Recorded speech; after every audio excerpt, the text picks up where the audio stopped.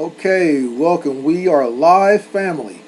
Good evening to everyone here. Thanks for taking time here in your evening. I believe it's your, what is it? Your Friday evening or Saturday? Friday evening, right? Yeah, I think it's Friday over there. Saturday where I'm at. Yes, your Friday evening. Um, Put a one in the chat if I'm loud and clear. Make sure, and we work out our communications. Make sure there are no issues. Put a one in the chat there, family, if you can hear me. Appreciate that. Welcome, Kofi and Dr. Baker Williams. Welcome, Liz Robinson. Can you hear me? Welcome, Mayhem. Put a one in the chat.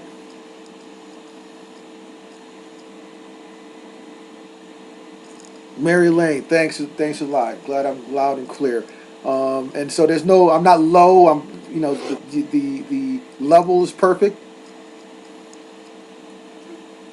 Awesome. Okay, so thanks a lot there, D. So we will continue with the Landlord series because this is important, family. Welcome, PNF. Welcome, brother there. Got some type of background sound, but I can't hear you clearly. Yeah, I think that's my speaker sound there. So you just have to deal with that there. I could put my headphones on. Hold on a second here. Let's try that. Maybe. How's that? Is that better? Am I still loud and clear? I have my headphones on. Welcome, Karen. Welcome, Miss Lita. Willie, Lily. Welcome, bro. Yeah. So Landlord series. This is important because I want to impress upon everyone in the world with the importance of landlords, and many of us who are heirs of real American landlords. We need to see the template, the model.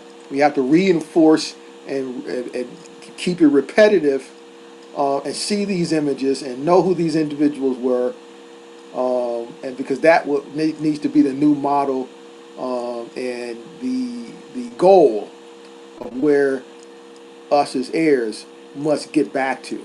Okay, so you have to first see yourself in it and believe in that. Honors to you there, bronze flat power there. Welcome, Janet. Hope all's well with you and your family. So we will continue with that today, and of course, as usual, we will feature a couple of individuals who are salespersons and saleswomen out there selling us the Go Back to Africa dream, which of course, as we know, is a nightmare, and we know what the ultimate goal is. So we'll get into that as well. But I'm going to first talk about family. Many of you may know this particular family. I did a presentation on this family before. Welcome, Chief Serpentine, the Snake God. And I'm going to, I have a little bit more information that I want to share with the family about this illustrious family. And, some of you could be heirs out there. And, but again, we have to, be able to bob and weave and, dodge the cover stories and the lies that confront us whenever we do this type of research. So, let me share my screen. Share screen. Let's see here. Share screen. Entire screen. Yep. Share. Okay, there we are. We are sharing. Okay, so this family is we will get into the illustrious Benson family. Okay, Benson family out of Alabama. Right, so I discussed this before, but we're just going to get a little bit more detailed about this incredible family and what they accomplished. and they set an incredible mark, left their mark that we all should be striving for. Unfortunately, they don't talk a lot about the Benson family. Um, and whenever you look up the Benson family, of course, family, you're going to be hit with the cover stories. So here, as you can see here, this is the illustrious John Benson. Okay, and so they create these stories, family. It's almost as if they have these hired team of spell writers, right? And they're these spell writers in their rooms, and they're high on some substance. They're high, and it's like almost as if, hey Bob, what do you think? What's something good? Oh, just say maybe he ran over there and he begged for money. Oh, his sister. And so the cover story on John Benson family. So he's born roughly around 1850. Okay, in Alabama, Elmore County, Coahuila area. Okay, and they say that he was born. It's the same troll story. Born a slave, and then family was separated. The same bull crap. And the guy who wrote this story would have to have been high on PCP, because it's crazy, and we're going to expose it, because the story goes that. Oh, matter of fact, let's just read some of this here, family.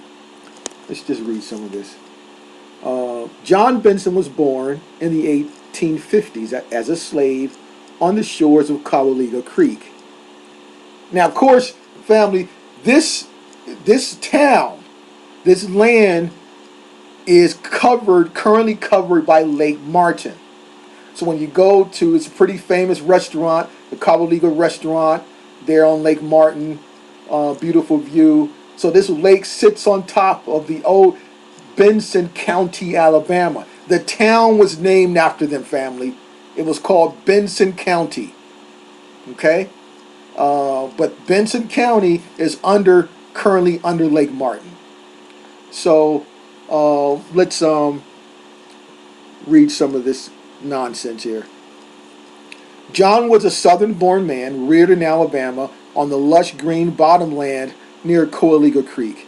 But John was born in a different time, a time when man owned man. Some men were treated poorly by their masters, and others were treated as fairly as they could have been during these troubled times. John was owned by James Benson, a Virginian, who owned a plantation along Coahuila Creek. When James Benson died, his plantation was divided and sold to neighbors and family. At a very young age, John was part of the property that was sent to an heir in Talladega, Alabama. As the Delphi veil of smoke lifted from the Civil War battlefields, John was free. Given a mule, he took the Benson surname. So I guess he just thought one day, family, that, oh, wow, I got a mule, but I think I need a family name. Well, my master just died, so I'm just going to take his name. And of course, the master's children didn't have a problem with that, right? It gets better, family.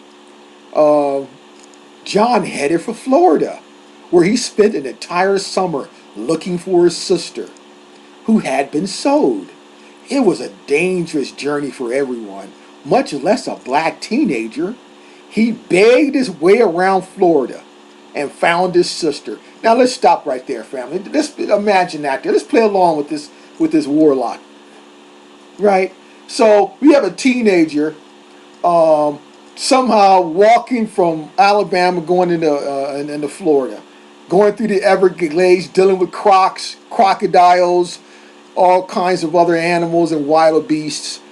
I guess he just slept outside, huh? No protection or anything, I guess, huh? Right? And then he started maybe hitching a ride, begging people for money, and he made it. Wow. All the way to Florida. And then it says here, by 1880, 19-year-old John had accumulated $100, an impressive amount for anyone in post-Civil War times, much less a former slave. So they're telling us right here, family, in 1880, he was 19 years old and he had $100. A young, single teenager with $100. All right, now, let's dispute that real quick. Let's dispute that real quick. All right, here's I got the file. So let's go to the, let's see here. Okay, hold on. I have it somewhere around here. Right here. Okay, this is the 1880 census. It's the 1880 census, family. Blow it up so everyone can see it. Blow it up. Okay. Blow it up here. Yeah, this guy was really high on some PCP, family, because we're about to expose this. And now let's go back to the article so we're clear. It says right here, 1880, 19-year-old John had accumulated $100, an impressive amount. So this was enough money for John to move his family from the dusty coal mines to the rich green lands he once loved and worked as a slave. So wait a minute, you just told us he was a teenager, right? A black, they called him right here, let's quote the exact language, a black teenager who was on a dangerous journey, who begged his way around Florida. And then it comes here, he was working, making 60 cents per ton in the coal mines in Cahaba Field, Shelby County. In 1880, they say he's 19 years old. Okay? Now let's go to the actual 1880 census. Right? Okay, now let's go to the top so we'll know exactly the county he was in and the state. Okay? Right here. Alright? Inhabitants in Bent 1 in the county of Elmore, state of Alabama. Elmore, Alabama in 1880. Right? The article says he was 19 years old in 1880. No, he was not, family. He was born, he was 30 years old. Okay? So let's go down to where he's listed. Right here. Let's blow it up so the family can see. John Benson. Okay, see that? 30 years old. And it says here, wife, Jane, also 30. And right here, Willie for William, his son that we're going to talk about next. 7 years old. Okay? So, 7 years old, and he's 30, which means he had his son at 23 years old. They didn't mention any of this. The high guy, the warlock who wrote the story, didn't mention this. And his daughters 4, another daughter named Lula 3, Laura 4, Lula's 3. Okay? Right there. Oh, and then Franklin Benson, that's his brother, by the way. That's another story. Right? So now, and now let's scroll over here to the right. He's a farmer. Alabama, parents. Okay, so they don't give information as far as, remember, he's an owner of land. They don't give this on this particular census. Okay, but we see in 1880 family, he's not a 19-year-old teenager begging for money. He's a family man with a wife and 3 children at that time, okay?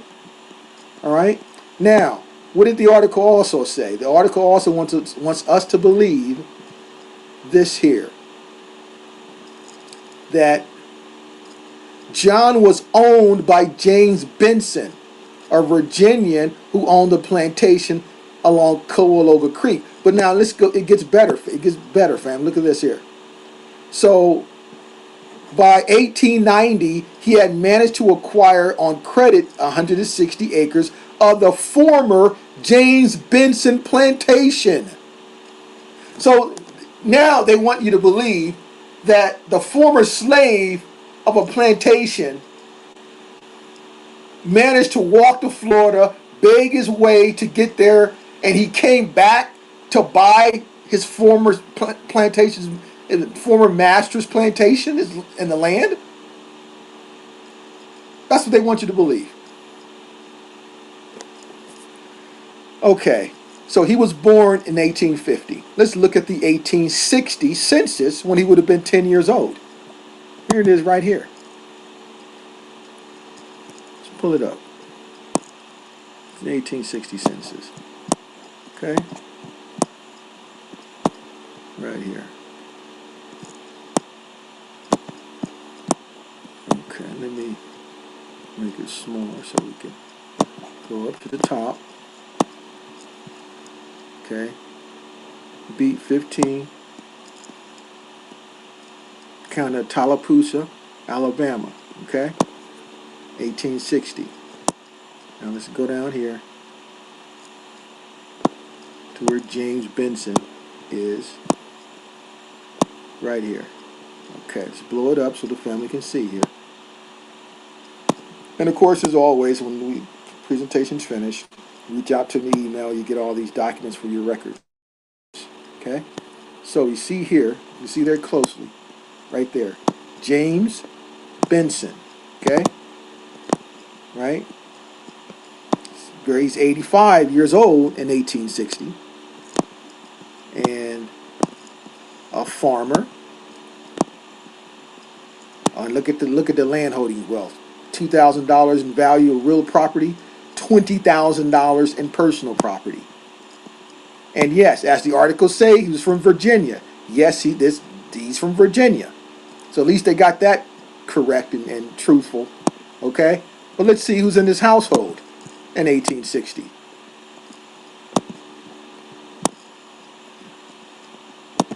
So we see here James Benson, and then Enoch Benson, okay, 61 male. And there's a Robert Hendricks, and there's a what's that? A Curie, right? Who's 28, and lo and behold, there's our guy John, who's 10 years old at the time, because he's born 1850. John was his son, family. John Benson is the son of James Benson. Of course, he's gonna have his father's land and plantation because it was passed down to him. He wasn't some slave who came back to buy his former master's plantation, because based upon their version of it, and if we were to assume the Hollywood version of it, that the Bensons were pale skins, and then they got their melanated slaves, so would the pale-skinned children of Master James Benson allow the slave come back to buy their daddy's land? You guys know the answer to that, based upon their fiction and their world. But we are no longer in their world during this presentation. We're in the real world, family. John Benson is the son of James Benson. He's on the 1860 census listed with his father. All right? So let's continue here. Let's go to his son, William E. Benson. Here. Blow this up. This man did incredible things. All right. William E. Benson. He's the thumbnail on this presentation. There he is right there. The son of John Benson, born around 1873. Okay, born, of course he had a gold spoon in his mouth because his father was wealthy. So, but he expanded upon what his father accomplished. So just to brief it, family, he established the Coaliga Academy and Industrial Institute And they say Coaliga, Alabama. No, it was Benson, Alabama. All right. So now I'm going to run a quick video first. And of course the video is full of cover stories, but that's fine because we can dodge that. Let me run this quick video here. Now remember, it's under Lake Martin covers the old Benson town. Okay, Lake Martin.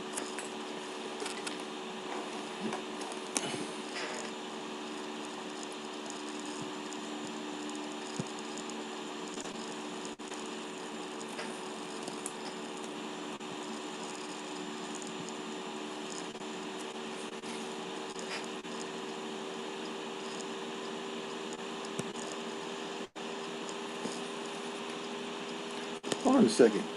You can't hear that, huh? What the hell's going on? Hold on, family. What's going on here?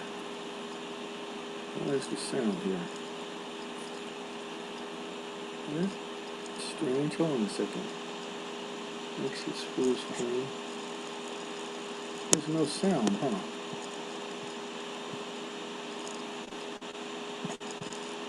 Hold on 1 second. Why is that?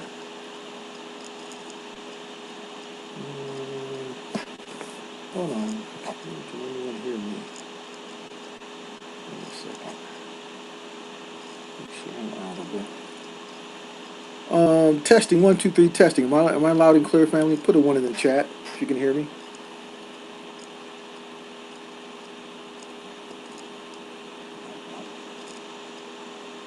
Testing 1 2 3 testing. Welcome, Chief Sunel. Somebody put a 1 in the chat. I don't know if I'm audible here or not. I've been talking for a while. Okay, you can hear me. But we can't hear the video. Hold on a second here. Let me just try to, let's see, Sunken History of Lake Martin. Let me just try to go to YouTube directly and see what happens.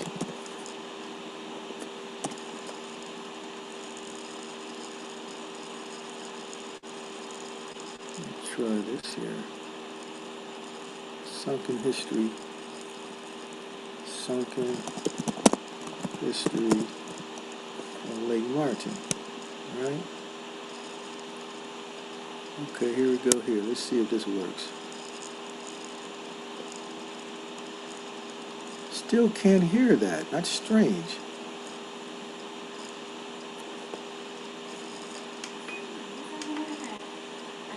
Oh, you guys can hear it. Oh, you can hear it.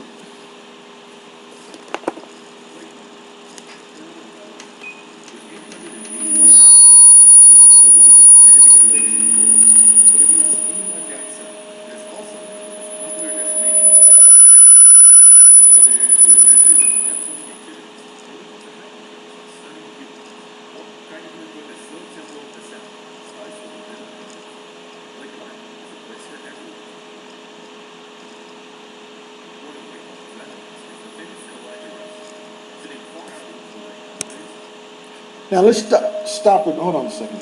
Wow. Could you hear that? Could the family hear that video there? Oh, welcome Sharon. Welcome Empress Hobart. Big Pete Noble. Okay, you can hear that video. Okay, so I want to stop it right here. Now look at this, family. Look at this here. This was where the Coaliga Institute and the Benson County, Alabama, had this beautiful location. And currently you have this restaurant that's here now. And this is going out here. But just look at the beauty of this here.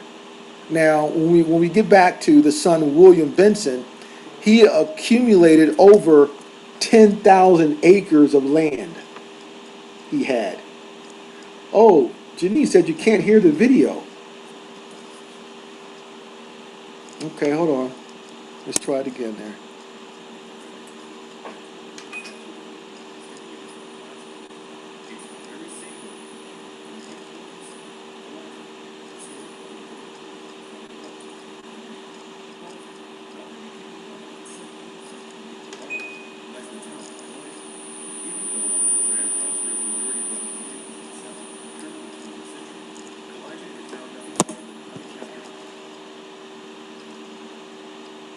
So we can hear you, but no video. Oh wow.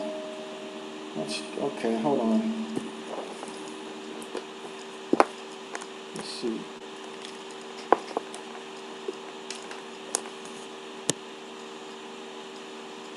How about now? Can you hear the video now?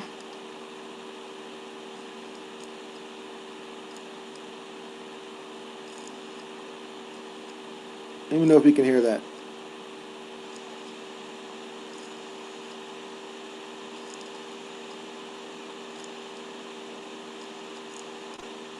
No. Okay. Well, we'll get that later there, family. Sorry about that. Okay, but the point is, it's current. So Lake Martin, um, which they created in 1926, they flooded out Benson County and the town. Okay, so let's get back to the articles. Let's get back to the article here. Okay, so this is on about Benson here. Okay, so located about 40 miles north of Montgomery and 16 miles from any railroad, it is not a town, neither is it a village. Founded by William E. Benson, its present president, to train and hire, educate the workmen and fit them for life they are to lead at home. At the same time, it is established to show students who desire better education and knowledge that will fit them for the academy and industrial schools. President Benson is a young colored man whose father has a successful farm in Alabama. The young man conceived the idea that his father's farm might be used in helping the Negroes of his community to better their condition. After graduation from Howard University in Washington, he returned home with the object of establishing there a school similar to Tuskegee. He combined the teaching of the hand with that of the head and the heart. He is succeeding in establishing an industrious and land-holding community of Negroes at Coalinga. Now, 283 students and 11 teachers were enrolled in 1908. The school owned 5 buildings valued at $20,000, in which academic, manual training, and domestic departments were conducted. While President Benson was in the North in January 1909, 4 of the principal school buildings were destroyed by fire. An appeal has been issued for funds to rebuild the school buildings and to continue the work of the Institute. Now, let's stop right there real quick, family. Yeah, so I got some other articles. We won't get into it today, maybe next time, but it was intentional. Because there was a lot of haters. People were jealous about Benson. A lot of people from Tuskegee didn't like his success. So even George, what's his name? George Washington Carver was on the board here, but then he left. And then, all of a sudden 4 buildings are burned. And so there's a lot of haters here with what William was doing there. And let's continue here. The Dixie Industrial Company, that's the name of his company, family. The Dixie Industrial Company, incorporated in 1900, develops self-reliance and demonstrates what an intelligent, industrious Negro community ought to be. The company has a paid-up capital of $53,000, owned 9 acres of splendid farm and timberland, has built 18 cottages and leased 40 farms, operates 5 shingle mills, gives employment to nearly 300 Negroes, and is making a success of the industrial settlement idea. And then, of course, seasonal industry. But I want you to check this out here, right? So he says here, emphasizing the value of self-help, President Benson calls attention to the fact that 75% of the Negroes are in the rural districts and live mainly by raising cotton. This keeps them busy, however, only 6 months in the year, with the other 6 months spent in idleness. This idleness is the chief source of crime and poverty. The co-legal plan aims to solve this problem by providing seasonal industries which will furnish employment to the members of the community the other half of the year when they are not employed in their farms. But now, as far as this crime and poverty, that's probably the writer of the article's opinion. But what we do know is that the cotton season was half a year, and they were employed on their own farms. It was their farms that they were picking their own cotton on their farms. And then it said the rest of the half of the year they spent in idleness. Well, to them, that's probably what they wanted to do, right? If they were doing well half of the year and then could, spend the other half of the year enjoying themselves making babies, that's not a bad life. You tell me, right? So, but William, so this is what he's thinking here. So he wanted to create other streams of income for them, right? So providing steady employment the year round for the farm population and enables the farmers themselves to double their earning capacity by turning into money that part of the time which would otherwise be wasted. And then, of course, his most impressive achievement, he built his own railroad, the Dixie Line Railroad family, which ran for about 30 years. He had his own train line, okay? And that he had that train line to decrease his costs of, his transportation costs of delivering goods and services more efficiently, right? So he did that as well. And there's also here, I want to share with the family. Now, he died very young, okay? And mysterious illness. And then currently right now, all of those Benson land was bought by Russell. And this is kind of a view. So Russell, when you go to this part of Coahuila, Alabama, it's called the Russell lands. And they purchased all these, the former Benson land. So remember, they had over 10,000 acres. And this is it's immense there. And let me get to this case here. So there was a case here. So right here, the Dixie Industrial Company versus Benson. So that's the company that William Benson started. But when he died, and in 1918, his father, the Dixie Company and his father had a beef for other lands. And this is the court case that gets into that. Because they were a deal to purchase 4,500 acres of Benson land, but 540 of those acres were the father John Benson's private lands. So it was an issue between that, and it was this court case there talking about that there. And of course, the father won. He was able to keep his 500 plus acres for his own personal use. So I'll have this article or this court case available for those who want that. And but yeah, so the let's see, 1860. What else can I show you here on the real quick here? Oh yeah, so I have a copy of the John J. Benson Last Will and Testament there, and the school managed to stay running 10 years after William's death. And then, of course, what happened was the Alabama Power Company had their sites on that Benson land, and then they managed to build that dam in 1926, and they just flooded the entire Benson County, and the rest is history. I mean, me personally, family, I don't know about you, I would never ever go to that area as far as like going to that Coahuila restaurant to give them funds and to sit on that lake on top of Benson County. I can't bring myself to do that. So I hope you all feel the same that way. But all over America, especially in the South, these man-made lakes are sitting on top of these old towns that many of our ancestors created. Right. So I wanted to share that Benson story there.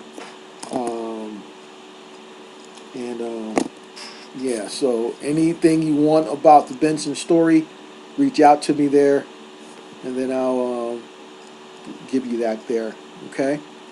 So we're going to continue with our disputing of the um, what is it? The year of return, the whole Ghana initiative of them and trying to generate more finance, which they are obviously doing. And now that they're hiring these celebrities to make it more attractive. That's what's going on right now. And there's this whole series of these celebrities who are going to Ghana to promote it, to hook us in, to get us to go there, right? And last week, we featured Denzel. We featured Denzel Washington. And last session, we did Vanessa Williams. And we're going to start here with Samuel Jackson. Unfortunately, I wanted to play a quick video, but we have technical problems with that. So we will. So basically, Samuel Jackson's been going there to Ghana to promote, the whole Back to Ghana movement, and alleging that's part of his ancestry, right? And 150 years ago, or in the early 1800s, his ancestors from that part of Africa were brought here in force. So that's what they're selling. But is that true? And we're going to confirm that through taking a deep dive on Samuel Jackson's genealogy. So we're going to welcome back Eris Johnson, and she'll take it over there. So we'll start with Samuel L. Jackson. Oh, I made it. Woo! Yeah. Hold on a second there. You're not. I don't think you're muted there. I'm unmuted. Can you hear me? Can you hear me? I can hear you fine. You can't hear me? I Hold can on. I hear think she's you. muted there. Hold on. Okay, hold on. And then after Samuel L. Jackson, we're gonna get into Dave Chappelle because he's also there. And remember when we did the Vanessa Williams, Vanessa was there when Dave was there as well. Um, so we're gonna get into Dave Chappelle as well because he's promoting that as also there. So as soon as she comes in here, we will get started. She has the link here. Wait a minute there. Let me unshare my screen. And there's one, while we're waiting for her family, there's another family here I will feature next time out of North Carolina. Um, yeah, we did Vanessa last one. Unmute yourself there. There you go. Can you hear me now? I could hear you fine. Can you hear me? Say something there, Testing, Aretha. testing, 1, 2. Testing, testing, 1, 2. You're not muted there. You should be. Mm-mm. Fix your mic, your headphones. No, now you're on mute. Unmute yourself.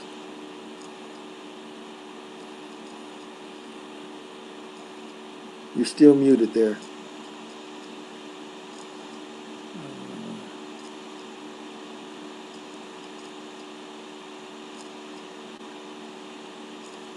Testing, testing, one, There two. you go. Okay, now talk. Testing, testing, 1, 2. Can anybody hear me? Edit mic settings. Mic volume is up.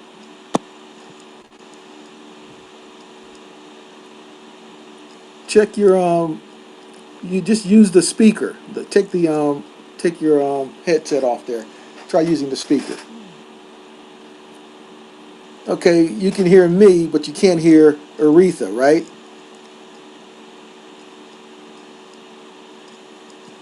No, we can't hear her.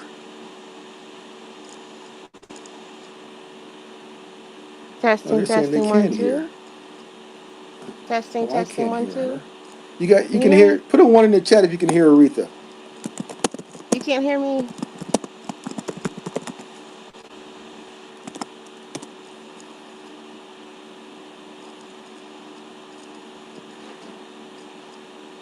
Oh wow, they can hear her. I can't hear her. Okay, well, yeah, go ahead. Hold on a second here.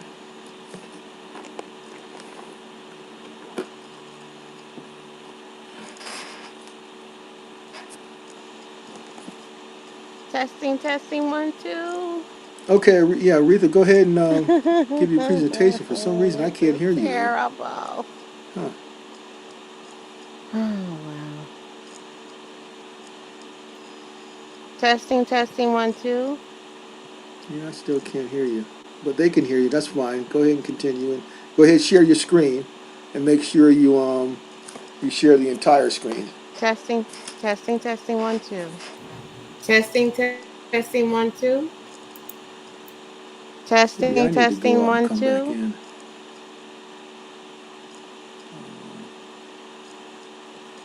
Testing, testing, 1, 2. Maybe I need to go out and come back in. Testing,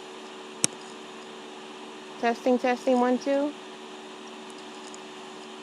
And go ahead and share your screen there, Aretha.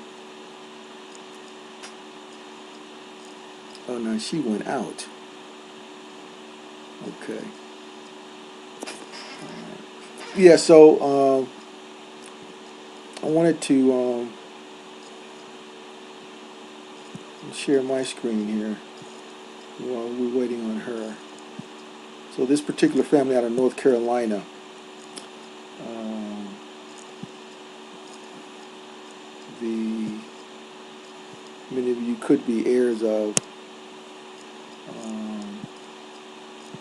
Let me see here. Let's see how to find this one here. This family here.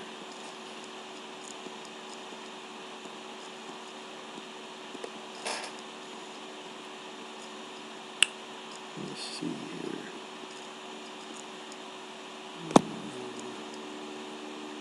Think aloud. It is the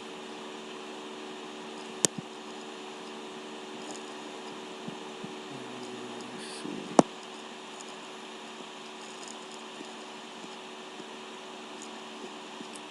John C. Swarbrick Johnson.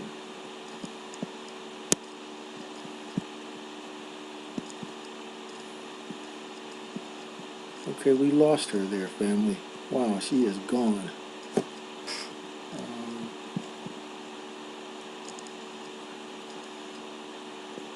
Let me call her. Hold on one second here, family.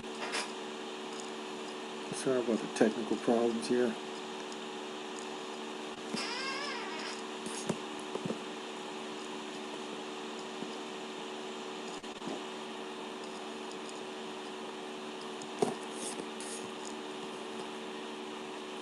We'll take a music song break here a second. Hold on.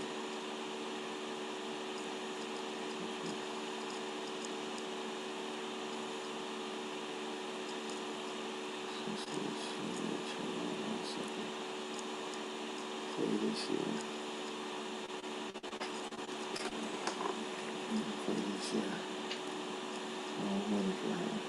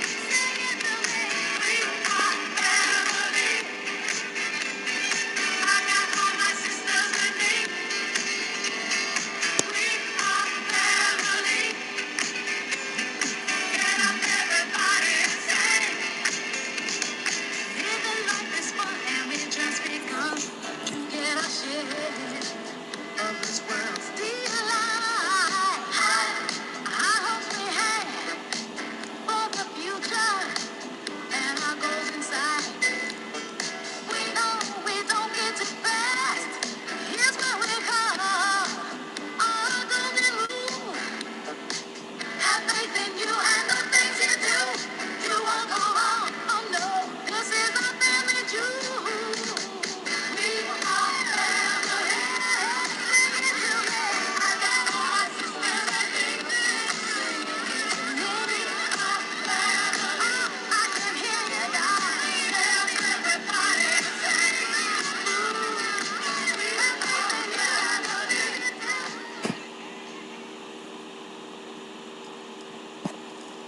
Okay. Okay, so now let's see here. Can't wait to see everybody again this year. Okay, we can hear me. You can hear me. Testing, 1, 2, 3, testing.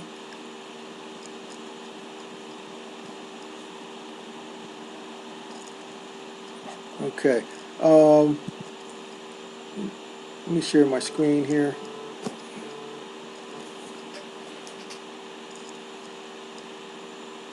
Yes, you got to click the link. Now click it again.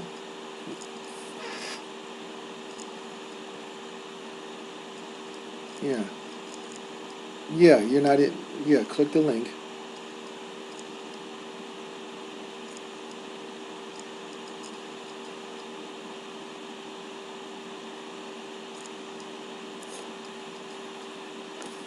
Click the new link here. Everyone's waiting.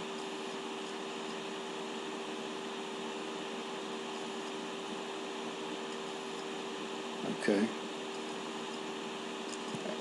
Okay. No, no, don't hang up. Now share your screen. Unmute yourself and share your screen.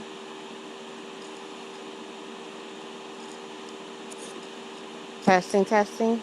Can you hear me? Okay, there she is. Y'all can hear me? Can you hear me? Stop Testing, sharing testing. my Can you hear screen. me? And she can share her screen.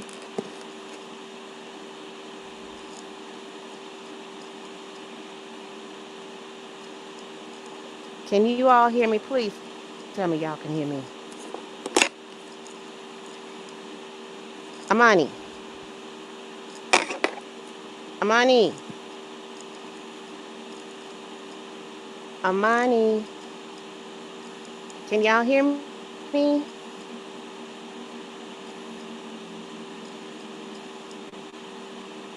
Okay, you can hear me. So I think Amani can't hear me. So you all can hear me in the chat.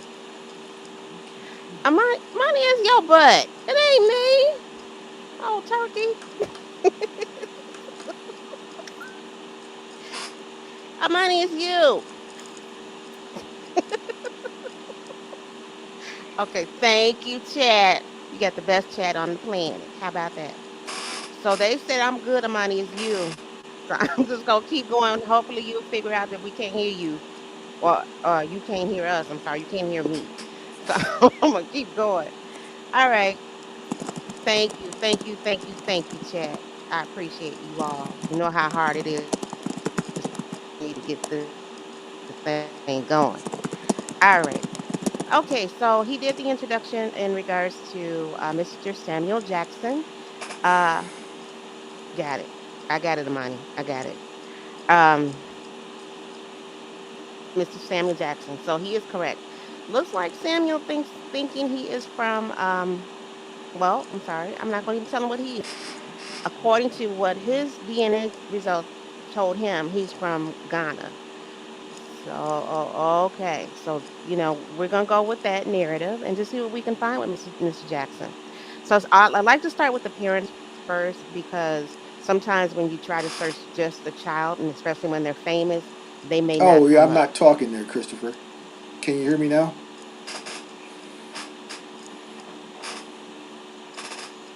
I'm here watching. Can you hear me, Amani? Still can't hear? Okay.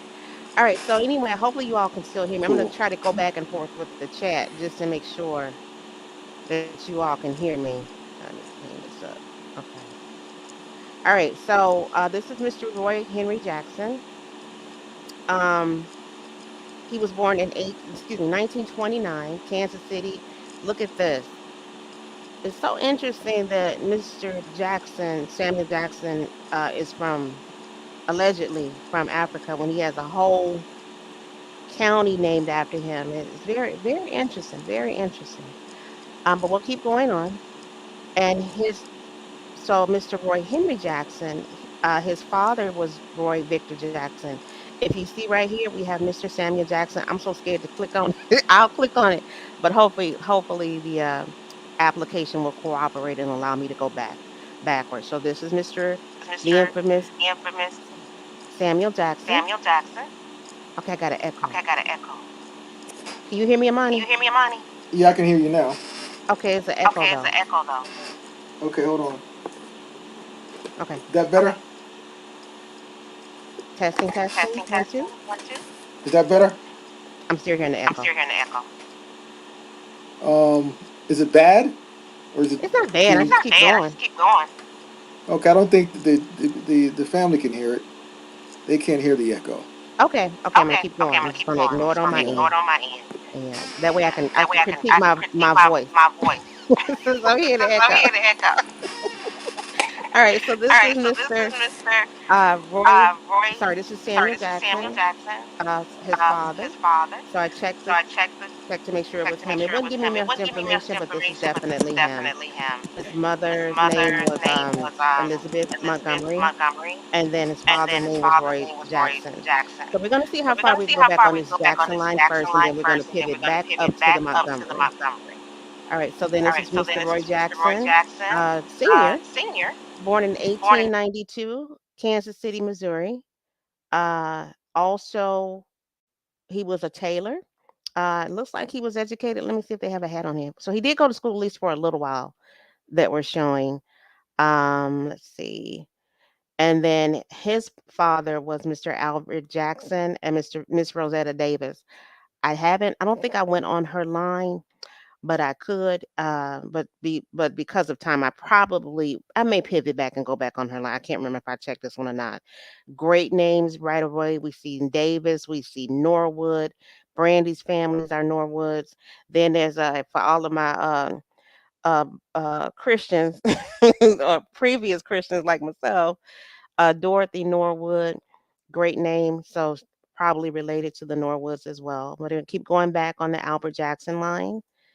Um, and this is as far as I can go back with, unfortunately, with the Jackson family. I can only go about to 1860.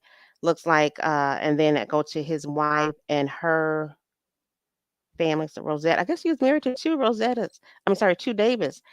Could have married sisters. They did a lot of interesting things back then. So they could have been sisters, they could have been cousins, or her name could have been Rosetta uh, Zetta Day. Oh, you know what, Zetta. That's her name. So that's a nickname, Zetta Davis. All right, because you're gonna find out sometimes your ancestors did some interesting things. They married, into the families, cousins back then. That was very common. So don't be shell shocked like myself when I first realized that information. So let me look back at Streamer to make sure that you all can still hear me. Let me go back for a moment. Okay, you guys can still hear me? Okay, good, good, good, good. All right.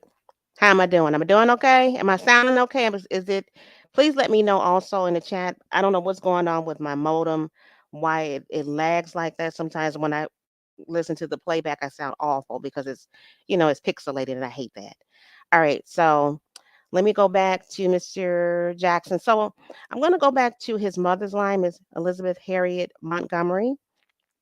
Um, only Montgomerys that I know that are famous, that are well known, are the Paleface Montgomerys, which I'm sure received that name at a much later time when they got to the Americas. I'm sure that's when they got the name, but we'll just keep going with the Montgomery line because that's a very interesting line.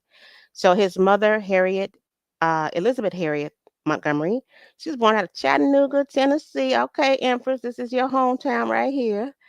Um, she was born in Tennessee. She married a Mr. Brown. I did go on his line, but I wasn't able to go back far, so I won't worry about him, at least at this time. But as you're going to see with all of your ancestors, they have some great names, and all of these names at some point is going to tie into either what we call European royalty, and then as well as returnees back into the indigenous or aboriginal tribes or Indian tribes, whichever one you all prefer. At some point, you're going to find an Indian.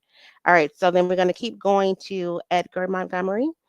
Edgar Montgomery was born out of Georgia. migrated on to Tennessee, died in 1984. So he was still living when I was young, young. It was young. So he was still around. All right. So didn't have too many children. Had about six. Let's see, one, two, three, about yeah, about six children. Miles Montgomery is his father, also born out of Georgia, Floyd, Georgia. Own farm. Let me see what they're saying his nationality is. Okay, they're still saying that he's melanated, so that's a good thing. Although we know this is all classism, whether it says black or white, it's all about classism. Um, and then from this line, we have a Gilbert Gibb Montgomery, uh, also born out of Chattanooga, Georgia. Chattanooga, Georgia. I'm sorry. And then in 1847, let's see what they're saying his race is. Let's see. Okay, he's still coming up black. I don't like that, but you know what? At least we know that he's melanated. At least at this point. And then his family is Washington Montgomery as well as Mary Montgomery. He was married three times, so he was a very popular man. We found out through going back that Jane Harper was actually the line that Samuel Jackson's family, his mother came, I mean, his continuation came through. So we're going to go with Jane Harper. She was born out of Georgia as well. Uh, Died in 1927. Says she was keeping house. She worked on the farm for a little while. I'm sure. Oh, then here we go with the nationalities changing to mulatto. So we already know that this is a Indian or indigenous, Aboriginal woman right here, young lady. Um, and then from her line, we go. I think this is the line I want to continue with. So we at the Harper line. We're seeing more children because once again, they're pretty much as not as interrupted as a family, so they are allowed to have more children like Amani had mentioned earlier. I heard him a little bit saying they can have more children because they had time on their hands. Sit back, it's the winter time, they can have children. That's what they did. All right, be fruitful and multiply. They did that. All right, so from there, we're going to get to Jackson, Georgia. Keep going down that line. William Harper, look at this, more cheering. Once again, keeping in mind that Paleface could not have this many children. They just could not. Not trying to diss on them, but they just could not do that during this time, not especially healthy children. So if they were able to somehow have this many children, they would not have been healthy. It's no diss to them, but this is just you can look this up information up, and it's very well documented. Alrighty, so we're gonna keep going on this line. Harper line takes me to a William Harper out of Georgia. So they stayed in Georgia for quite some time. Um, his family, look at this, more children. That's a good thing. Be fruitful and multiply. I love this name. I have one ancestor with this name, Micaiah. Kaya Harper. The J would have been silent. And then from this line, we're going to keep going back to a George Harper. I think I'm on the right line. I want to keep going back on this line. And when you see things like this, George Harper War, he fought in some war. Now, it couldn't have been a civil war because he would have been too young. He could have fought in the Civil War, but I would think he would have been too young to be fighting in the Civil War. I'll go back to him because I want to make sure I get something interesting that I found out about this family. So, continuing on this Harper line, now we're still in Georgia. They got married in Virginia, but then they came back to Georgia. So once again, not as many healthy children, but just the same, quite a few. And then we're seeing here that it says John Bannister Harper. So that's interesting to me. Oh, I guess because he came up out of Ireland. Isn't that something? One of those returnees, patriarch. I said matriarch last week. Please forgive me. I meant to say patriarch. So the patriarch Harper came back out of Scotland, ended up in Virginia, got married there, moved to raise his wonderful family in Georgia. Again, this is Samuel Jackson. This is his line. So far, haven't found any slaves, haven't found any Africans, but you know what? We're just gonna keep going. We're gonna keep going. Let me check the chat just to make sure everybody can still hear me. All righty. All right, so good. I think you all can still hear me, so that's a good thing. All right, so now I wanted I'm gonna keep going back and I'm gonna go onto this hut. Well, you know what? I want to go back for a moment. All right, so John Bannister Harper, obviously he was royalty. He was a Bannister. Sure that's what that Bannister. It could have been his middle name, but that also could have been a title for him as well. He ends up in Princess Anne County, Virginia, which is actually Lincoln. Now is Lincoln, Georgia. Isn't that something? I guess that's how they ended up in all this Georgia. Okay, that's making some. Amani, you know more about that information. I don't. So this Harper line goes all the way back. Um, Let me see. We're still in Yorkshire, England. Halifax, Saint. That's where he got married at. Saint John the Baptist. Yorkshire, Saint John the Baptist, Yorkshire, England.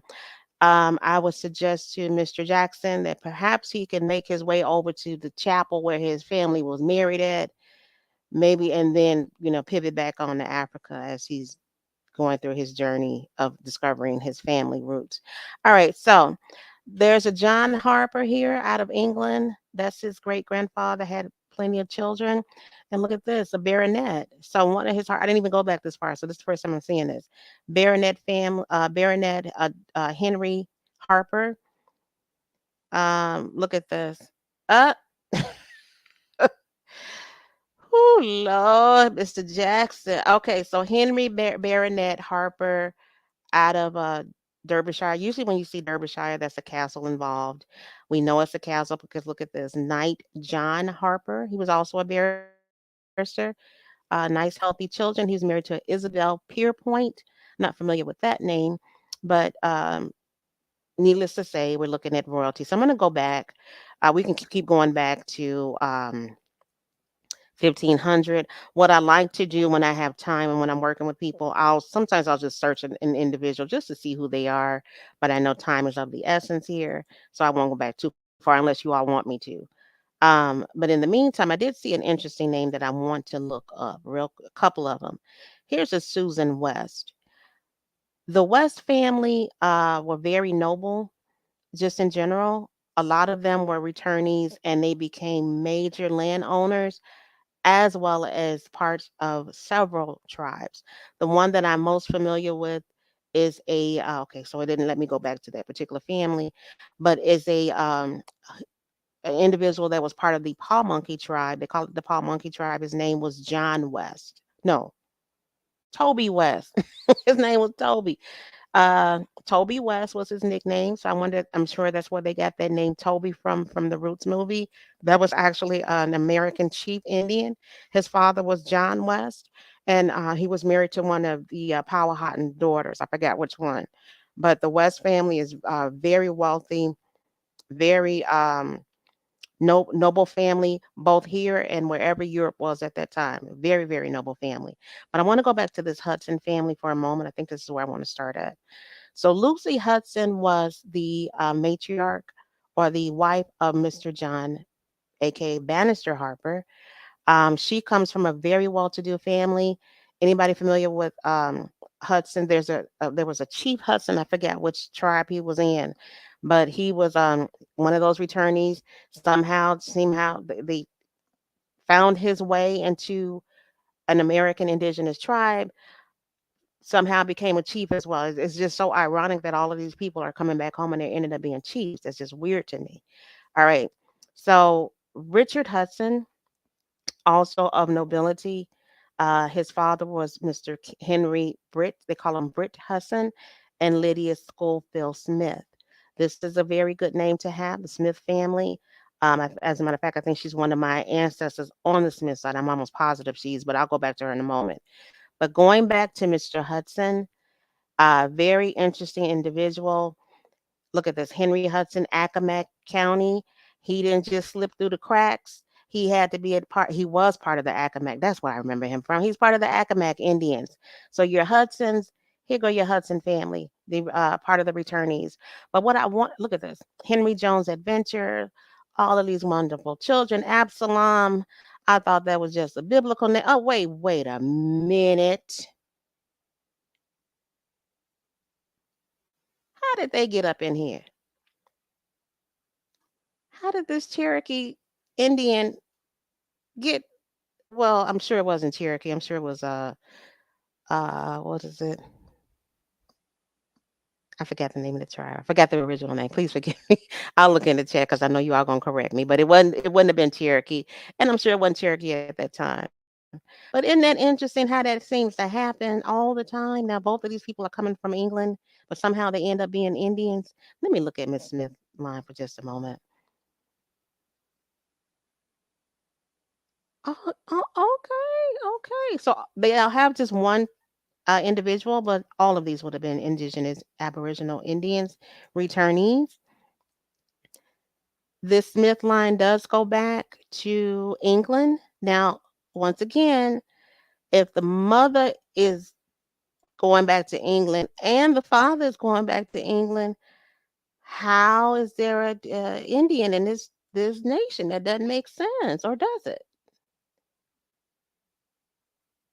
We got the mother and the father. Sorry, the father and the mother both coming out of England. Somehow they end up being Indians. I don't get it. I don't get it. But this individual right here, Mr. Jackson, as you pivoting your way to uh, Ghana, perhaps if you could be so kind to visit this ancestor's river. This is actually, oh, look at that. I done found another Indian. Wait a minute. Who is this? My goodness. Okay, so not this one. I'm sorry, I spoke too early. I'm going to go back a couple more generations. And where are we? Here we are. This is Mr. Henry Hudson. Henry Hudson. Has anybody ever in the chat ever heard of Hudson Bay?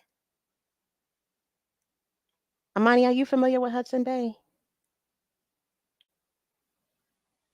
Yep, New York, right?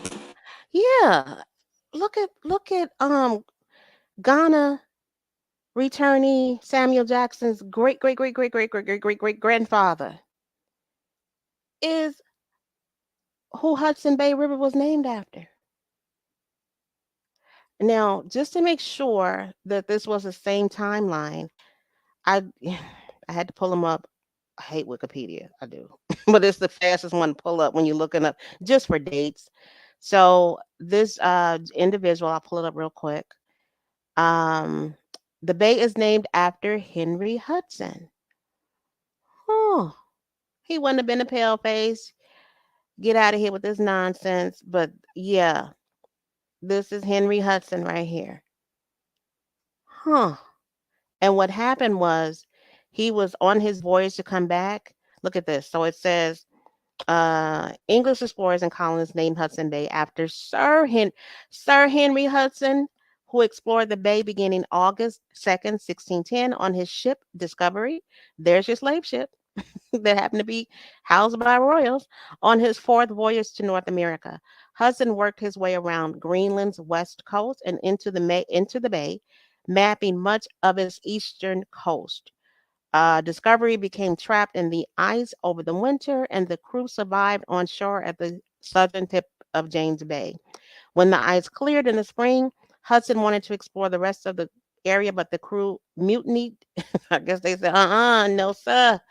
And on June 22nd, 1611, they left Hudson and others adrift in a small boat. The fate of Hudson and his crew members stranded with him is unknown. So basically, he was lost at sea. They never heard from him again. But again, uh, Mr. Jackson, if you could be so kind as to go visit your ancestors' bay, that would be very noble of you. And then you can just pivot on back onto Africa and look for your slave ship, see where your people came from on a slave ship. That would be very kind. But on your way, before you get there, can you be so kind to go to your castle? Um, as a matter of fact, it was called the Rockingham Castle because your mom was one of your great ancestors was a Watsons. The Watsons had castles. They were a very, very noble family. So perhaps you can pivot to Europe, go see the Watson family, visit that castle, and then from there you can come here to the Americas and visit the Bay that your ancestor was named after, and then from there you can probably go over to Accomack in Virginia, look at some of the Aboriginal or indigenous people that your ancestors came from when they came back home, and then you can get back on your boat or your plane or your whatever, and go back over to Africa and yeah, do that thing. So yeah. Any questions? Any questions? Mm. No, No? no questions. Keep building there. You can connect over to Chappelle if you finish. You know what? I got it. Now you gonna get me about Chappelle. I cannot. I'm gonna see if I can find. I couldn't find the folder, but I'll see if I'm gonna have to do this from the hip. I'm gonna shoot from the hip. Somebody's asking me, do I know anything about the Alpine bloodline? I'm not familiar. Miss, I'm sorry. Is that Opa Luxie? Luxie. I hope. That's Chief Sunnow. Is that Chief Sunny? Chief the Sunnow. Opa Luxie? That's Chief Sunny. Yes. Cheap Sunny, girl. How you doing? You know what? You play too much. No, I'm not familiar about the Alpine bloodline, but I can. I got you. I can look them up for you.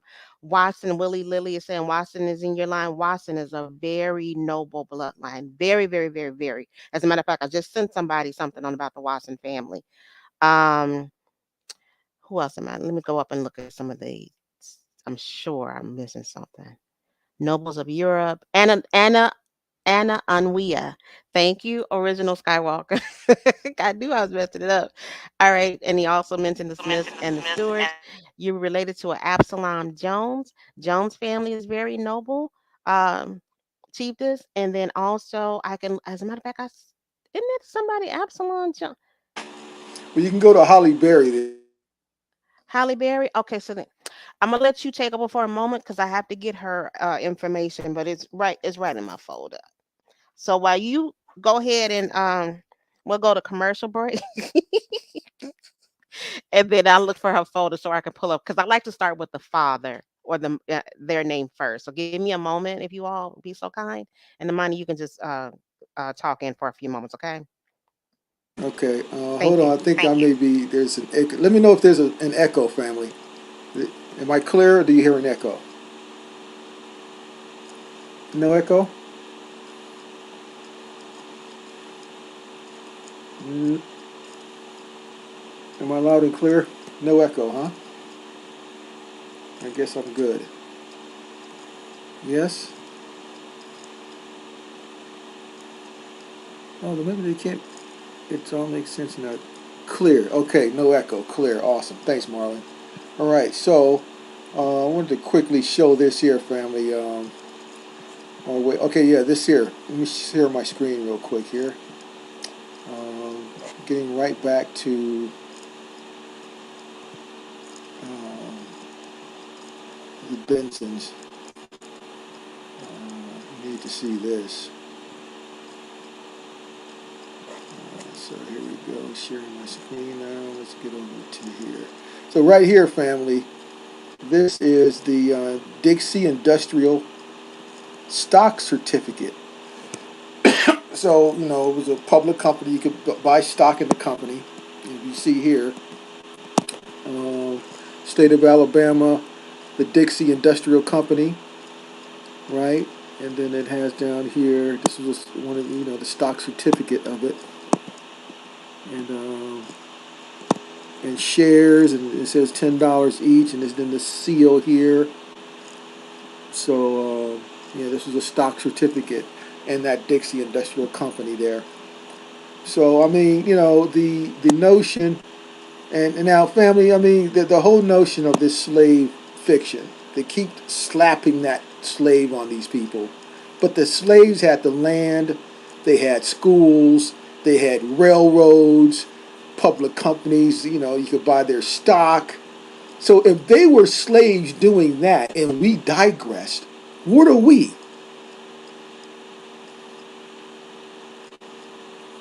Can someone answer that question?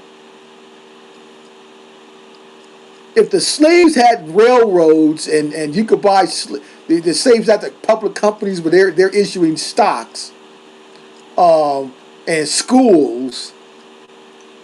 What are we today?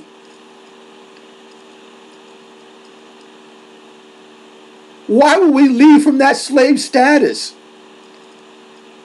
Shouldn't that be that we should be trying to get back to? Jesus. I mean, it's to a point now, family, where we're trolled. We've been trolled so much, it's not funny anymore.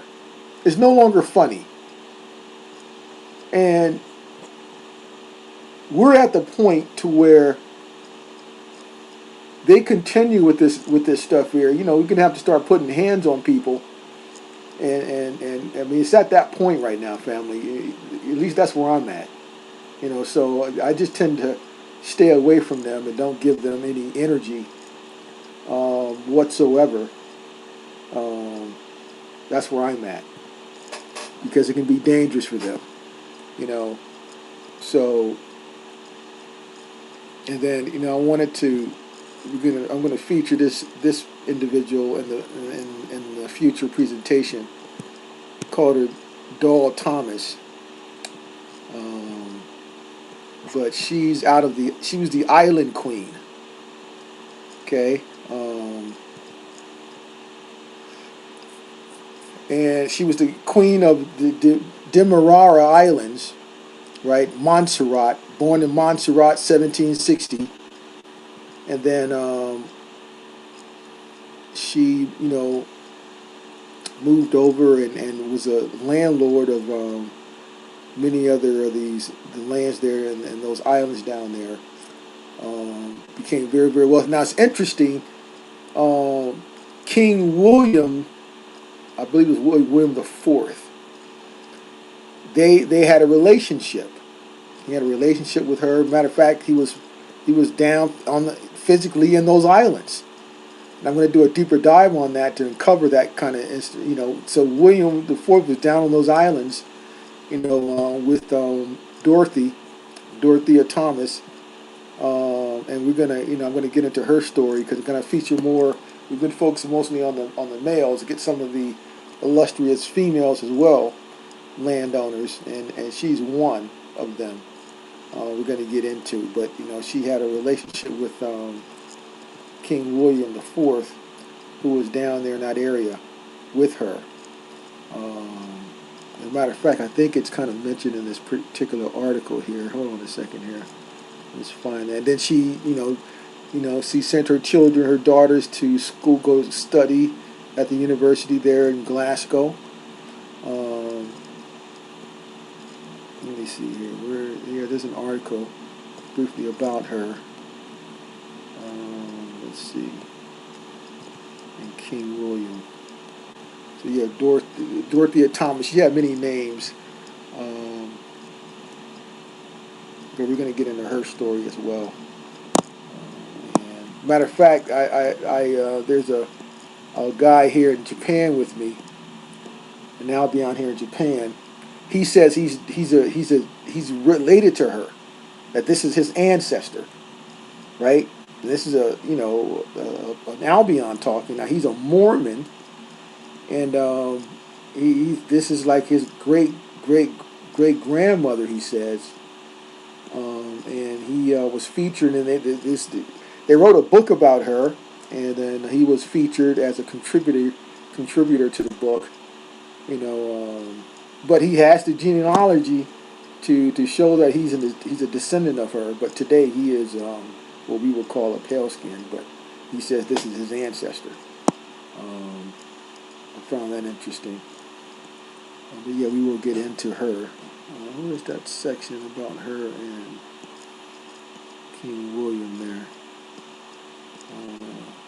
Okay, I have it somewhere. But yeah, I just wanted to kind of brief the family, introduce Dorothy. She also known, as you see here, she's known by Dorothy Curran, Dorothea Thomas, and yeah, so she's very, very interesting story. We're gonna do a deep dive on her in the future. Okay.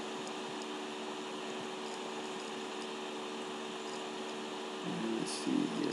You said King William. What's the? Yes, William the Hmm. Fourth, and her had he had a relationship with Dorothy. Oh God, was King William the Fourth? What was his? I'm finding out it's either the little culprits are either going to be a Stewart or a Bryant. Exactly, and he's right down there in those islands down there, physically down there in those islands. So I got a whole file on her. Now we'll take a deep dive. We'll do a future presentation on her, a female landlord there. But yeah, she did many great things there, and yeah. So, but this guy, this Mormon guy here in Japan with me, he Hmm. said that's his ancestor, and so Hmm. you To get know a DNA test. That's what they're doing, you all. They're taking DNA tests and they're tracing themselves back to. Well, for one, they started off when they came over here selling names and robbing graves and all that stuff. And then from there, they got more a little bit more tattoos about it with the DNA test. They'll find 0.00. Yeah, I'm hearing the echo too. Okay. I'll mute myself so you can go ahead. So when I mute, Okay. there's no echo. Okay. All right. Thanks. Oh, I wanted to continue. But anyway, yeah, the William, I think King William, there was a King William Bryant that was very close to the Boone family. And if I'm not mistaken, I know a lot of those Bryants was in the islands. A lot of the Morgans were in the islands, which is Sir Henry Morgan, Blackbeard himself. That's the Morgan family.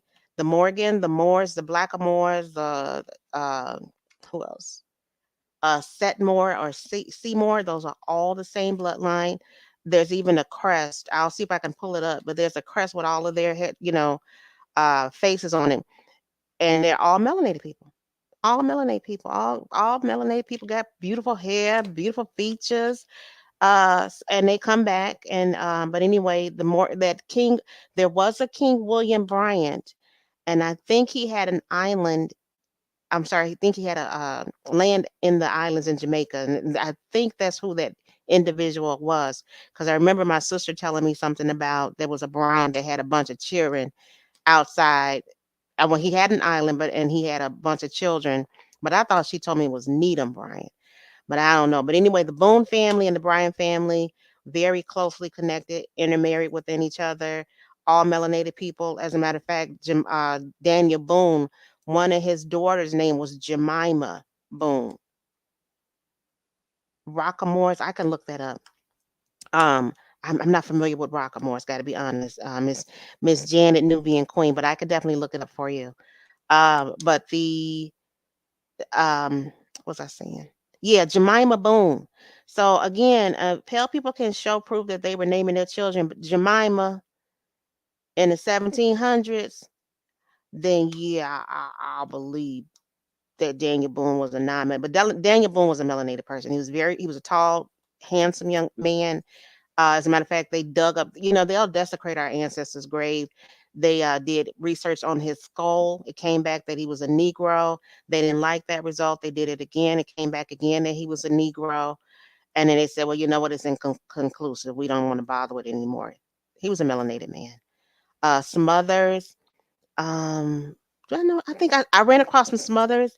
I don't know if I saved them, but if I did, I'll just reach out to Amani and I'll get that information for you.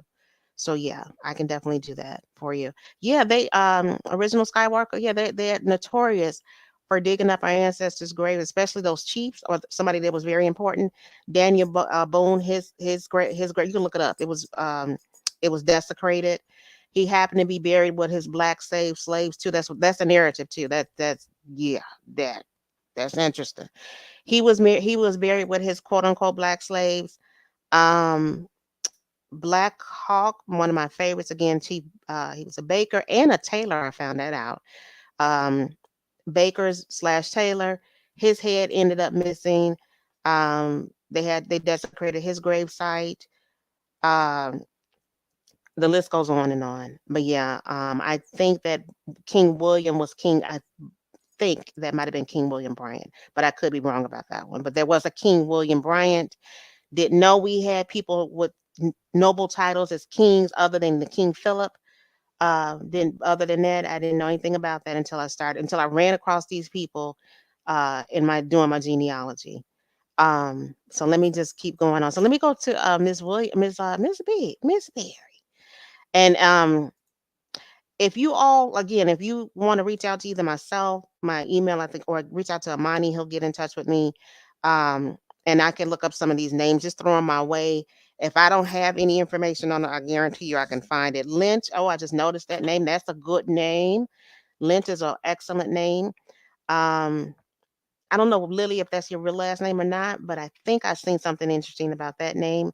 But definitely Lynch. That's a very noble name, part of the returnees as well. Very, very, very noble. All right. So I'm going to William Berry. I went back too far. I gotta go back. Okay. All right. So we're gonna start with Miss Hallie. I guess she's from Africa. Share your screen, Oh, I'm your sorry. entire screen. Okay, okay, okay. That's right.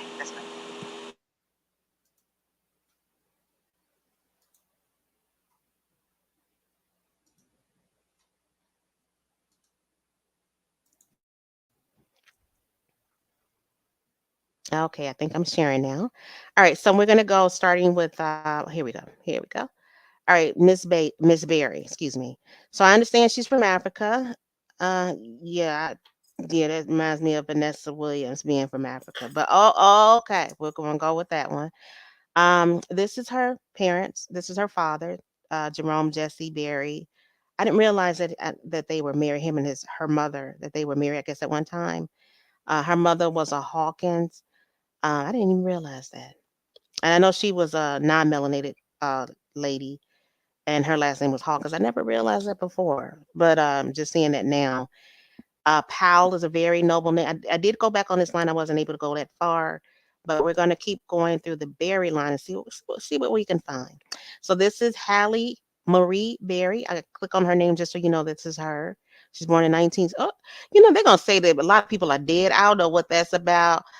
All of my tinfoil hat wearers, you all could do some more research. I don't know why these celebrities are all coming up dead, but I'm sure they're still with us. I believe they're still with us, but who knows? But a lot of them people, a lot of them come up dead now. I gotta be honest. Gotta be honest about that. So I don't know if this is her clone or if it's a ghost of Halle, but we'll just go with the African Halle Berry. This where she was born in Ohio. We all know she was born and raised in Ohio. Her father, Jerome Jesse Berry, born in 1934 in Mississippi. So he went from Mississippi to Ohio. And then his father was Mr. Robert Kesterberry. So he was educated. So that means he probably had a college, at least a high school diploma, if not a college degree. He worked at a railroad, probably owned a railroad. I wouldn't be surprised. Wood Sawyer. And he lived in, I guess, at one time. Oh, he was born in Texas. So they came from out of Texas. All right. And look at this. His father's name was Andrew Jackson. That's another key for our people.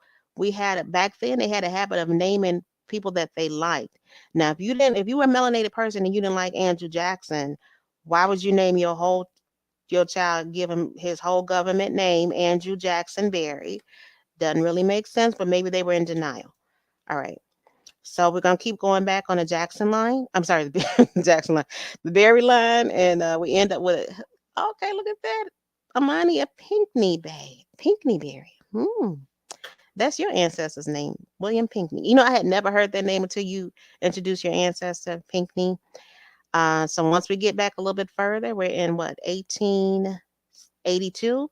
We start seeing all these children that he's having, all of these beautiful children. He has a beautiful family, big family. Let me see if they have a description or nationality for him. Oh, he's turned to a pale face. Look at that. Look at God. All right, so now he's a pale face. Well, I shouldn't say that. That is about status. So he was a huge landowner, general farmer. So he's obviously very wealthy. So of course they're gonna have the correct status at that time, which would have been white. So I stand to be corrected. Alrighty. So melanated Andrew Jackson Berry. His father was William Pinkney Berry, born out of Tennessee, migrated to Alabama, also landowner. He lived in Boone County, Iowa. And then from him, we're going to go to a Samuel Berry. Let me look at my notes for a moment, though. Samuel Berry was also born out of in South Carolina, so they moved a lot. South Carolina, they probably had a lot of land. That's probably why they moved so much. From there, they went to, let's see, Texas, and they stayed in Texas, and I guess that's where the next generation stayed for a little while. So when you see Sanford Berry, let me see. I'm looking at any names, looking for some Indians. Indians, I haven't found any so far. Sanford Berry. When you see war, that means he fought in some war. I'm thinking he may have fought in the Civil War, but he was so young. He would have been very young. But um, he could have fought in the Civil War. That it's very possible that he did so. We see that his father was Mr. William Berry Plainsbury. I'm not sure what that means, but this is a good name to have. This is a really good name to have, Musgrove. But I'm going to go with the berries just for a moment because I'm trying to think why did they name him Plainsbury. Um, all these. Oh, what's my thing doing it? All of these healthy children. Oh, I see what I did. All of these healthy children. Enoch. Pale people were not naming their children Enoch. The only people that were naming their children Enoch would have been a fully melanated person, individual. It would not have been a pale person. Ezekiel, and I know that for a fact, even to this day, my youngest son is Hezekiah. His name is Hezekiah, and pale people do not know how to say his name. They call him Hezekiah, Hezekiah, uh, all kind of. I can count on one hand how many people that were non-melanated knew how to say his name, and they don't. So they definitely wasn't naming them Enoch and Ezekiel back then. As a matter of fact, Ezekiel, the nickname for Ezekiel is Zeke. I have an uncle named Zeke, and we couldn't understand. I thought that was his name till he died, and found out his name was Ezekiel. Ezekiel. But let me go back to the chat for a moment. Alrighty. Okay. Alrighty. Okay. Okay. Good. I think I'm okay. All right. So Enoch Berry, out of King George, Virginia. I can tell you he would have been a melanated man. He would have been very wealthy to live in this particular county at this time. They didn't play back then. And that's another thing I want to say. Your people were not coming up in these tribes and in these Aboriginal territories just willy nilly like that. They had to be blood related. Our ancestors, the one that stayed here, they did not play that. They didn't. Empress, here's a name for you, Taliaferro. I think we talked about this name yesterday. Um, that's a good name to have. Now, what's interesting with this name, it seems to stop where I think he took on his wife's name, because the wife name goes to his parents' name was Dowdy, so that looks like he took on his wife's name. I could be wrong, but it looks like they did. And her last name was Bunbury, so they may have shortened it when they got back to the Americas to Berry instead of Bunbury. They could have been running with them stewards coming back here trying to hide, and that's probably why they shortened their names. I don't know, but them stewards was a mess.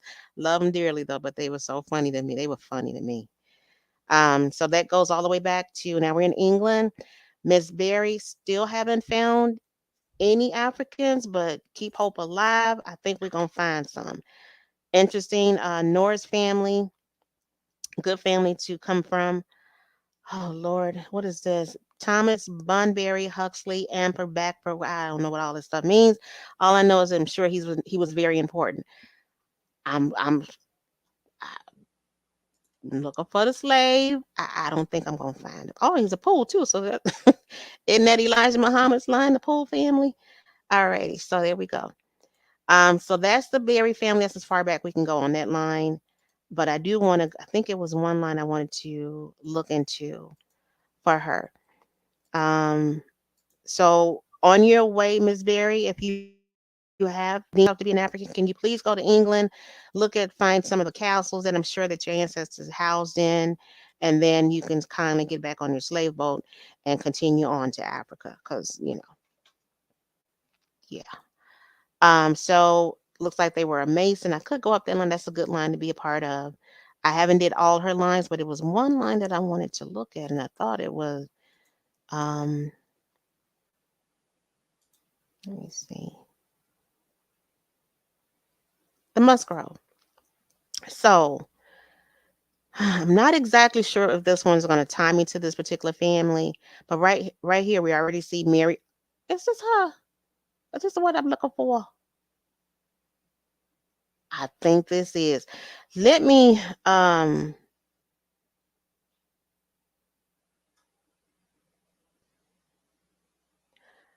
I think this is her. Let me see. Yeah, I'm almost positive this is her. Let me go back one more generation. If anybody is familiar with the Musgrove family, the Musgroves were actually King Tamachichi. His niece name was Mary Musgrove. She was an interpreter for his tribe when he was living, and then also when he transitioned. She continued on as an interpreter for Sir, what was his name? They try to give um, Savannah, Georgia, is who Tamachichi was the one that actually, I hate to say formed, and I hate to say discovered, but he was responsible for building Savannah, Georgia. That was her uncle, and that was Chief Tamachichi. So Tamachichi, I can't remember what family he comes up out of. I want to say he's either I don't think he's a Mitchell. Maybe you all know. All right. So of course they're going to show you the Mongolian yeah. See, here we go. Tamachichi, right? Oglethorpe. So let me see if this is the same Mary Musgrove. Okay, that's not her. It's probably okay. So it's probably one of her grandchildren. Whoa, wait, is it 1700? All right, so we're gonna go back one more generation and see if it's under this generation that Miss Musgrove would have been a part of. Nope, we'll probably go back another one. But the Musgroves were actually indigenous or aboriginals, and yep, I think this is her right here, Mary Ann Musgrove. Hmm. Look at this, Christopher Columbus. That's interesting. Philpott. I think I know who that is, but I won't say who it is right now. And you're gonna see our ancestors name children after this. I don't know why they did that, but they kept naming several children with the same name.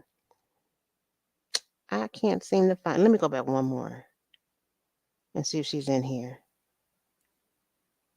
Musgrove family, Cuthert. These were very noble men and women. Um, this may have been. I know this was her family. I'm just trying to think where she was at in here. But anyway, these were actually, even though you only see their English names, once again, she was. They say she was a mixed breed Indian, but she was a full blooded. She was a full blooded Indian. Her uncle was Tamachichi. She was the interpreter for him. If you're a Musgrove, obviously, if you're a Harrison, this is your bloodline, and let's just see where this bloodline goes back to. So, oh, the Beaumont family. Beaumont is also part of the I always say Tuscarora, but I don't know. But I know Beaumont is definitely a noble family. They were returnees as well. We got the Roberts family, the real Roberts, not what's her name, that came out and said that she wasn't a Roberts. That came out and confessed that she wasn't a Roberts. So we're going back to Cuthbert Younger Musgrave. Um, let's see, William the Elder. Isn't he a king or something? William the Elder. I think he is. So look at this. So we're still going back. We're in England now. Lord Mungo. That means he was a major landowner. Musgrove. It changes to Musgrave. That's very common. Where they'll change maybe a syllable or vowel. Drop. In the Berry family, we drop the bun from the berry. Again, it could have been a part of that condition when they, because a lot of these people came back through the Jacobite rebellion because of that war with King James Stewart and his son, and the other ones, Oliver Cromwell Williams. Oliver Cromwell was a Williams. He was a melanated individual. So when you hear this stuff about Oliver Cromwell, and how he turned, he whitewashed everything. He could have done that, or his son, I think Thomas Cromwell. They were actually Williams. Cromwell, I believe, was a title, but their last name was Williams. So um, that's a very Aboriginal, Negroid name, also a royal name as well. So uh, just briefly, I'm sure I found some more Indians on her family. I have to look at my list. I thought I did, maybe I didn't. But once again, she's another one. Somehow their family hop, skipped, and jumped um from these oh, look at this, a castle. Girl, you better go look at at least do your ancestors justice and go visit their castle. That's the least you all could do. This is ridiculous. And speaking of castles, let me quickly share this with the family here. Okay. Um, so you've heard Aris Johnson mention the Jacobites and how they returned. And I mentioned this on several of occasions. Not only did they hijack names, but they hijacked geography. So when it comes to geography of these places, family, it's to be determined, right? But what I do know is, and we're gonna show this right now. Let me share this. Let me share my screen real quick. Let me share my screen. Let's see. Share screen. Share this with the family. So we're talking about a lot of these locations. When they're talking about places like Ireland, Scotland, England, we have to understand that a lot of those places were right up in the Northeast in North America, right? So here's an example. Um, so let me go here. Here. Shout outs to Crew Mayo on this information that I previously saw him present, and I'm going to share again here. So this is Jacobite gleanings family. Okay, so this is actually the ship manifest of those Jacobite prisoners, right, with their full description. Okay, so let's just quickly examine this real quick here. Go right to the page where they're described.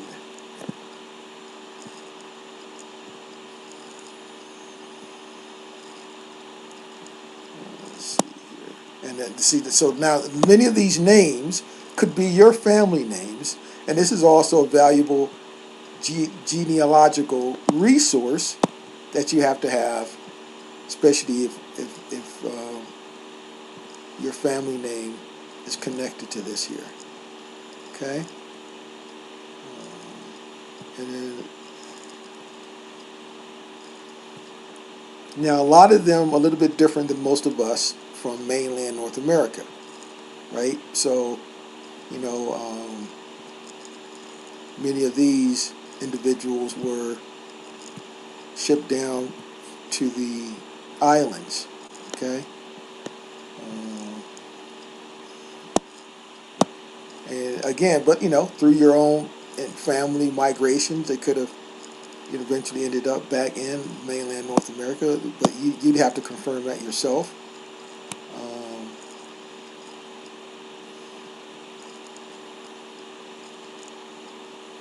okay, so here we go. Let's get to this here.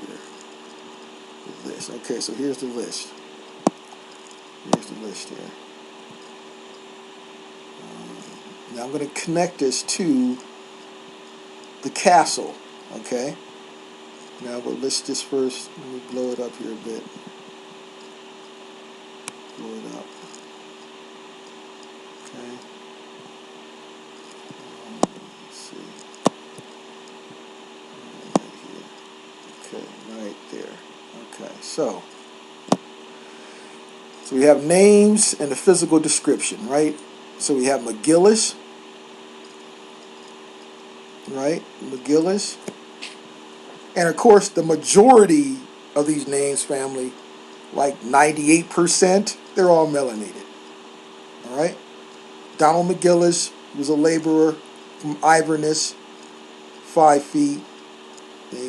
So far as complexion, black, short necked. And then we have McDonald, black, well made, seems sensible, and he's the same. And we have here Nilsson, also black, swarthy. We have Robertson, name Robertson, Iverness, brown, straight there. Daniel Ross, okay, sandy hair, swarthy, and that could be connected to Araminta Ross, aka Harriet Tubman, right? Now, of course, Harriet Tubman. Now, I went way deep on her line. I could feature that in a future presentation, but many others have done that on her. But as you know, her father, Benjamin Ross, was a major landlord and had land grants there in Maryland. Okay, so they come from a long line of landlords there. But all these melanated individuals here on this list, right? And so when we talk about the castle, like the castle of Edinburgh, many people believe that it's over across the water there, but no, it's not. It's right in the northeast, what we call present-day Canada. And here's a photo of it. So let's go to here. Right here, Edinburgh Castle. Here it is right here. Boom. There it is. Okay? Edinburgh Castle. Where is it located, family? Nova Scotia. And we know all about Nova Scotia. This is just, now of course, in that part of the north, you got many different islands, right? Some bigger than the others. But all before it was called Nova Scotia, it was called Acadia, Normandy, aka what people know as France. Right? Now this particular island here, when the British took it over, they named it New Nova Scotia. But this is where Edinburgh Castle is located, family. Here. Not across the water over there. Right?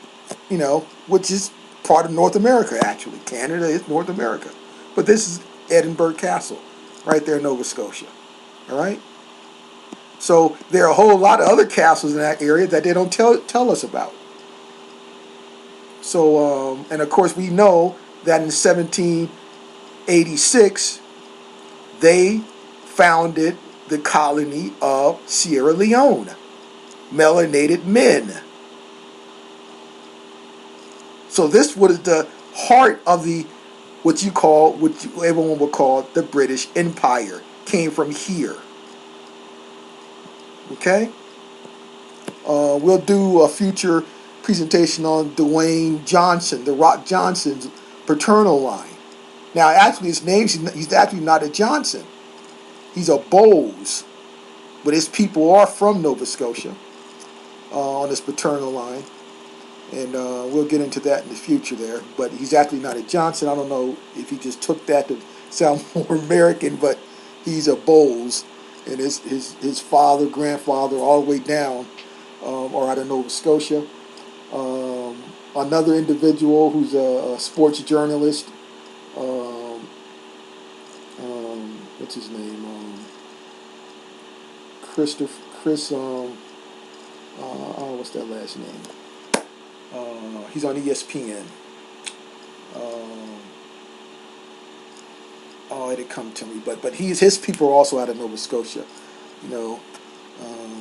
But this is where Edinburgh Castle, and this is where a lot of this stuff took place, and where when you talk about them coming back, and then a lot of them sent down to other portions, like in the Caribbean, they were actually coming from these locations. All right, so I just wanted to share that with the family there, real quick.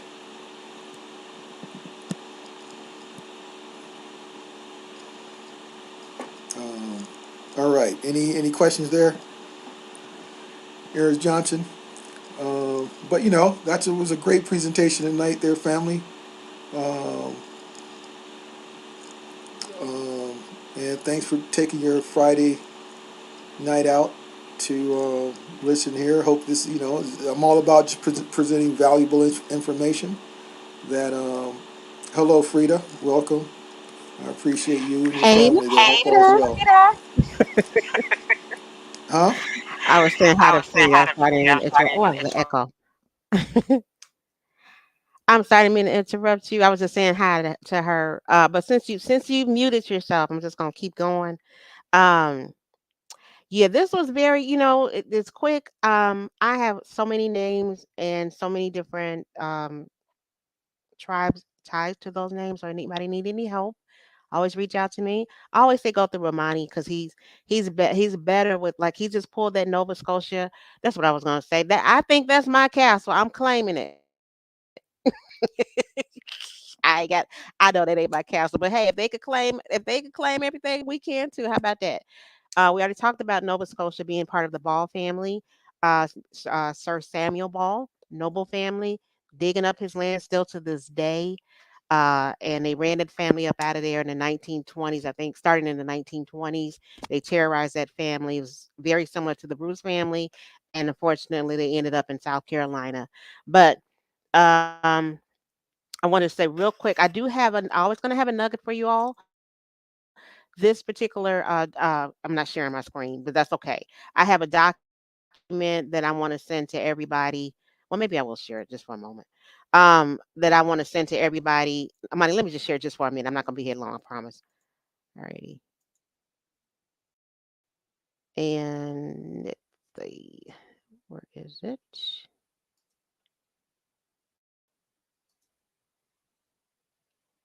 No, it's this one. Okay. All right. So I'm going to share this document. Um, It talks about, as a matter of fact, the gentleman I think you talked about is on here. So it's called the Native Americans. Don't get caught up in that word. We know they're talking about Aboriginal or American Indians, as well as the returnees, their families. A lot of good names in here. Look at this Chickahominy, Paw Monkey, Braby. That was that Gibson family. I was trying to figure out where I saw Gibson. Part of the Paw Monkey tribe. The Howl and the Powell are synonymous. Um, and then there was the Anderson. I think there was a queen. She was part of the Paw Monkey tribe as well. They're going to be listed as either Negro or free people of color, as well as Indians, American Indians. They'll have whitewashed pictures like this individual right here. This one he's real suspect. But they also will have some real pictures as well. But what I love about this is it has a lot of names in here. We have the Bass family, we have the Shaves family. I mentioned them several times. Here go Mr. Harris family. Um, they may have a pedigree like they have in this particular situation. Let's see. Some of these ads, I hope some of these ads are not inappropriate because I don't know what will come up. But anyway, you got the Bass family.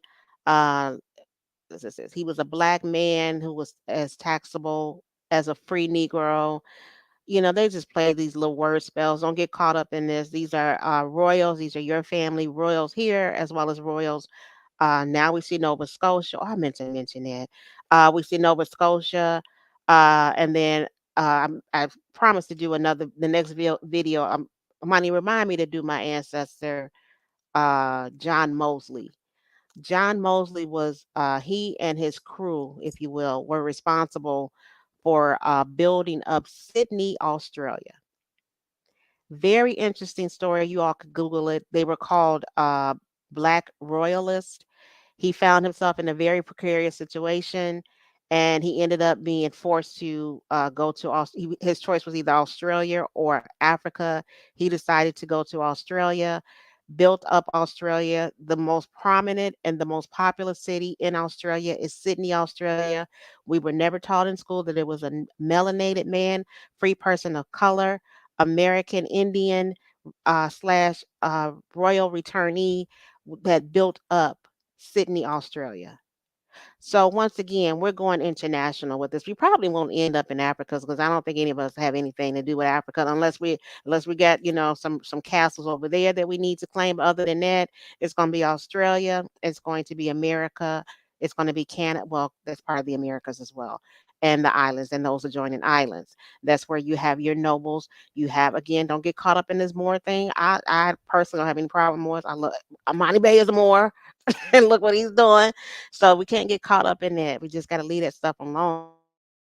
Moors were noble. If you start seeing these structures and these castles and these artifacts that these quote unquote Moors built, it might change your mind a little bit. It might maybe a little bit, maybe not a lot, but it may change it a little bit. It changed my perception of them because I know a lot of them died in these Indian wars as well. So once again, love you guys, love you all. Reach out to Amani and he'll reach out to me, or if you can reach out to me, I think he put my email in the, yep, how is a good name. DJ be dropping some gems up in there. Cherokee, I see you, girl. Mr. Gabrielle, I see you. Free Papua, love your name. Love, love, love, love your name. And then, so, we'll get it together. We got to come together because we got a fight on our hands, but this is the fight. We're gonna win this, and we're gonna do this for our ancestors. No matter what they call themselves, we're gonna do this for them. All right. Okay, family. Thanks a lot. We will maybe bring another one next week there, um, and we'll definitely let everyone know. There's thanks for the support. I appreciate everyone. Have a great evening, and you want to reach out to me, you have my email. You should also have Aretha's email and any of the information that was presented. Um, you can reach out, and I'll send everyone a copy who desires one. Okay, who desires copies there. So have a great night, and I'm about to eat some lunch. It's 1 p.m. my time here, Saturday. So everyone take care.